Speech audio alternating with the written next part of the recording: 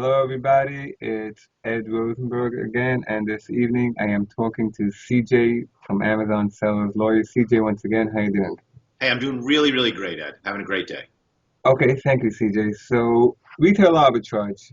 I know some people have been telling me for years already that it's dead, don't bother, and expect to get suspended or, become an accountant or plumber.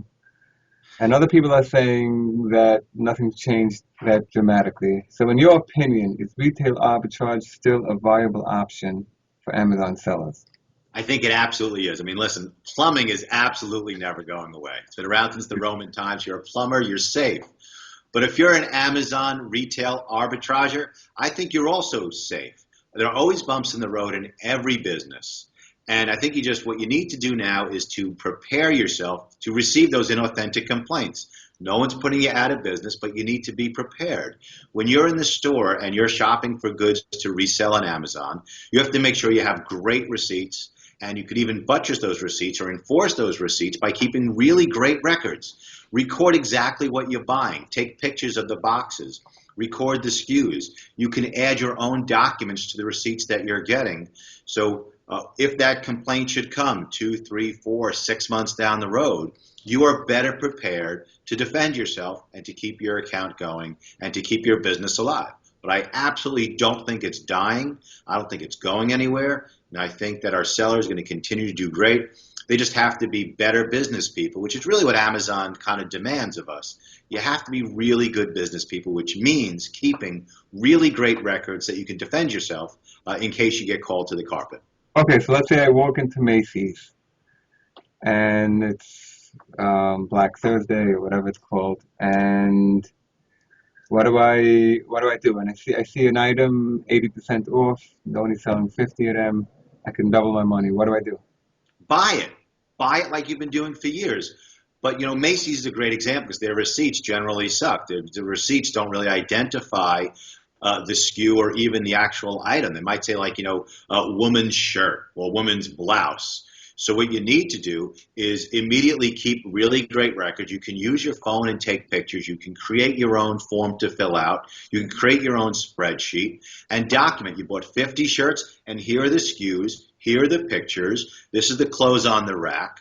And really beef up those receipts so that if, again, down the road you get called for an inauthentic, you can show you bought it from a legitimate place, from a Macy's, and you could back it up not just with Macy's receipt, but with your own records to show that you bought these items at a real store, right off the shelf, brand new, and then you can use that later on should you have to address an inauthentic complaint. Should you have to address an inauthentic, but you can get it used as new because the manufacturer can say there's no warranty. Well, when you talk about clothing, it's nonsense. There's no warranties with most clothing.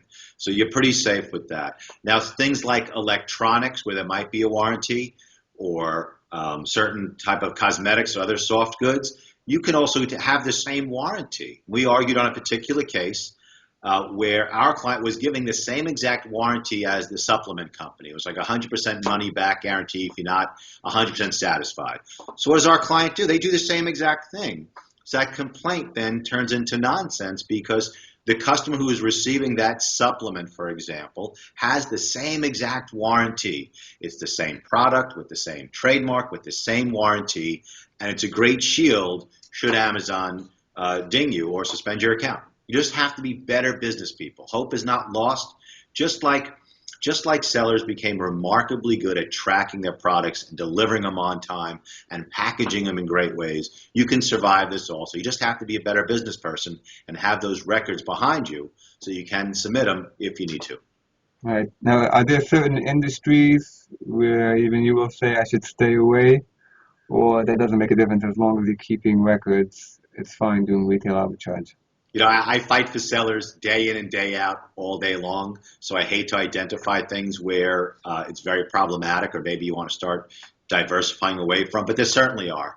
Apple products, unless you are making a ton of money, it's really not worth the risk to fight Apple until someone takes them down or a group of us take them down.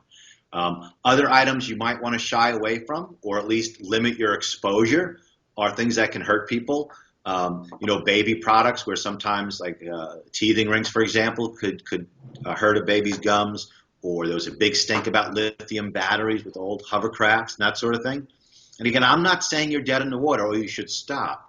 I just think you need to make really good business decisions that if you're going to get into something with lithium batteries or something that could potentially hurt somebody, you may want to just limit how much inventory you're carrying at any point in time and go ahead and make your margins and make a living. But you want to limit your exposure, just like in any business. You diversify, you limit your exposure, and you stay on top of the trends. And that's what we're doing. That's how we're keeping people in business, and that's how we're getting people reinstated. Okay, I just want to touch on Apple for a second.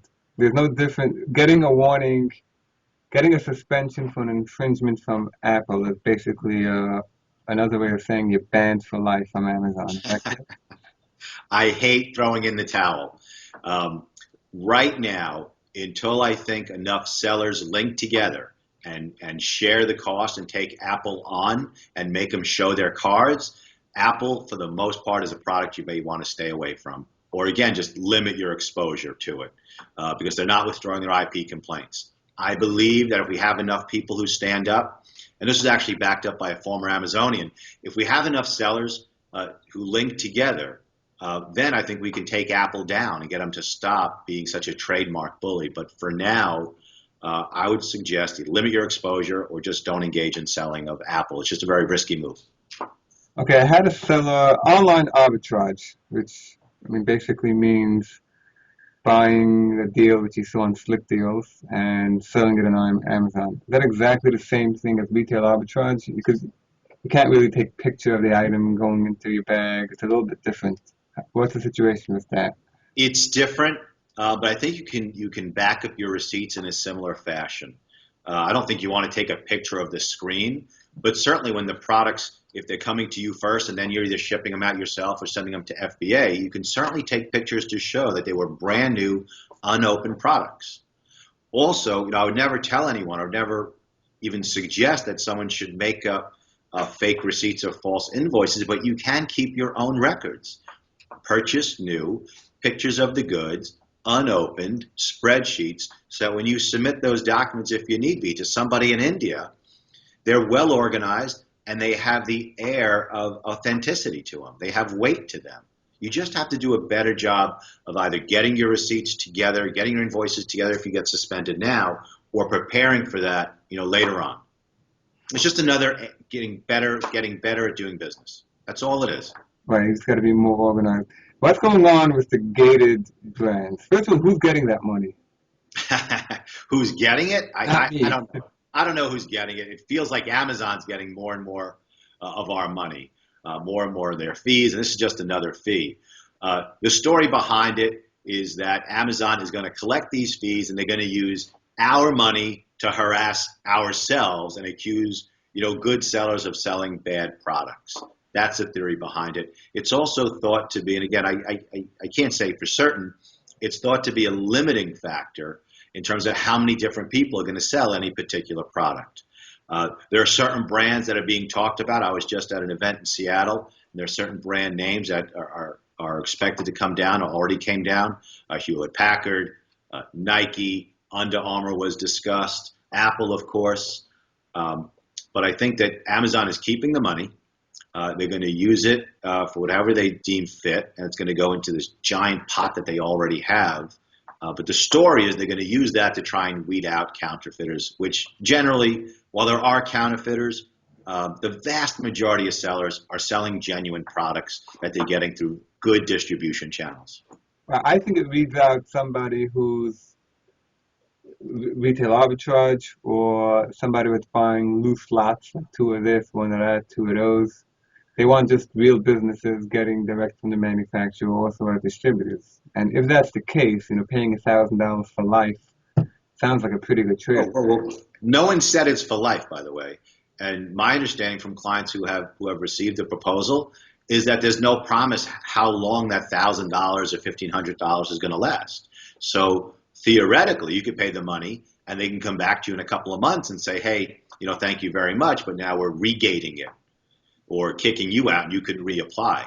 Am I in favor of it? It's a business decision whether you think it's worthwhile to you, but I don't think there's any guarantee that you're going to be able to sell whatever that gated product is for any particular period of time. So you may want to look at your return on investment, and let's say it's $1,000. How long is it going to take you to recoup that $1,000 and whether it's worth it? Now, when it goes to the RA people, yeah, I think that if you're doing retail arbitrage, keep doing it, but you may want to shift your focus away from the biggest of the big brands. And if you also look at it from another perspective, there are over 500,000 recognized name brands. 500,000. There is no way there's going to be 500,000 gated brands. It's just not going to happen. There's going to be an on-ramp for the program. There's going to be some evaluation whether the program is working out for Amazon's benefit.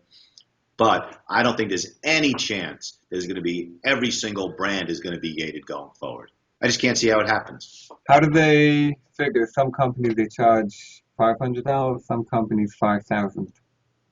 I don't know how they're going to allocate who's paying what. I would suspect that the bigger brands or the more profitable products will be charged more, but I really don't know the answer to that. It's one of their internal secrets. But I would just suspect the bigger, the more profitable, the larger the fee is going to be. Now, do you think the invoices, I know you have to give invoices too, do you think the invoices are going to go through the same check as they go through for inauthentic, or you think the bar will be lower? I would assume the bar will be lower. I don't know. I think I agree with you. The bar will probably drop a bit when it comes to that, handling that. But I think that whatever happens, we know a couple of things about Amazon. We know they change a lot. We also know that whatever policies they institute are applied erratically because they're being applied by people all over the globe who are trained differently. We also know that Amazon allows their people to have a lot of freedom in terms of how they do their jobs. It was described by one person as a series of startups, that they don't have the normal corporate culture. So that means erratic application. So you could have some person on the other end of a seller performance evaluation who is really out to cut people's legs off. And you could have other people where you submit really great organized receipts and you're back on. And that's really the nature of Amazon, that it is erratic. So I wouldn't tell anyone to throw in the towel. I wouldn't tell anybody. If you're doing good at retail arbitrage, if that is your skill, that's how you make a living, I don't think you need to stop. I think you just need to alter it a bit in light of the new climate. Right, so how do you get around these issues of, like, let's say you can get gated or you can get ungated for some brand, and that's mostly your business, so then what? Well, if you're selling, for example, all Nike sneakers and you cannot get ungated for Nike sneakers, you have made a business mistake, like we all have done, and you put all your eggs in one basket. And I think you have to regroup. You may want to cut your prices and liquidate a bit to lower your loss and start looking for other products to sell. But it's not like any one of us has always had success. I mean, in every business, there are ups and downs. So if you've made that mistake, you need to bounce back and find other products to sell. I guess what's different about Amazon is that Amazon, the rules change like behind you, sort of. They do. I mean, they change. They've changed on products. I've seen where they have specifically approved a product, and my client's gone out and invested a lot of money in that product, and then they changed it. Okay? And you do have some remedies. They're not really all that great, but you do have remedies. But as a business person, you're going to stay in business. You got to diversify a bit. Do some risk limiting in terms of how much money you're putting into each particular product or each particular brand, and stay on top of it. Maybe instead of buying 5,000 pieces at a time, you're really only buying 50 at a time, depending on how fast it moves. You may want to also alter your pricing a bit, depending on the risk. I mean, right now, if you're selling a big brand name, it's only one product and one name, you may want to drop your price a bit, so you have a higher turnover, that if the card should fall, you're not stuck, you're holding a smaller bag. Right, and then more and more sellers are also moving to Jet, Walmart, and I wouldn't be surprised if in a few years from now it's Amazon, Jet, eBay. Jet is talked about a lot, and we're all hoping that, one, it gives sellers another place to go, and that it also reels Amazon back in and makes them recognize that sellers are important too. You can't be a warehouse without a buyer, and you also need a seller. So that's really the hope. And what I've been reading and what I've heard about Jet, there's a tremendous, tremendous amount of growth. There's a tremendous amount of money by some really, really smart people who are bringing it further and further and further to market, and really going to give Amazon a run for its money, which will hopefully pan out to be better for sellers, because you'll have alternate markets and you won't be stuck with this conglomerate, monolithic, monopolistic giant. Right, right. I mean, right now, there's no question eBay is number two. eBay's still number two, but my understanding Jet is growing exponentially. My understanding is getting your products on is still a bit problematic, but they're skyrocketing in terms of volume and customers. They've also got some really, really cool stuff for sellers where you can offer your buyers bigger discounts based upon how much they're buying. The stuff with the shipping, if they're closer to you, you can offer them a better price. If they're closer, you can save money on the shipping. And it's giving a lot more options that Amazon doesn't have.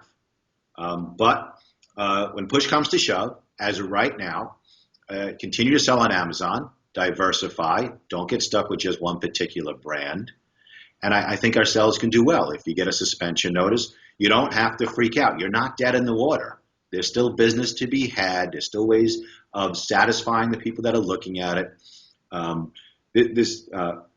We've known for a while that the vast majority of seller performance jobs are now in India. But we recently learned that really the time of day that you react to them could affect where your plans are going. So what are we doing? We want our plans of action to go to India now, because the people in India are more to the point, and they're deciding things quicker. There's a faster turnaround, and we're seeing a better chance of success. So the plans of action have become simpler, faster. The chances of success are, I think, still very, very high. But on the big picture and going forward, you just need to smarten up a bit, become better business people. Right. I would say, because most people would say they would prefer to go to Seattle. Well, in Seattle, I think you're getting a much more thorough investigation, which a lot of sellers may not want.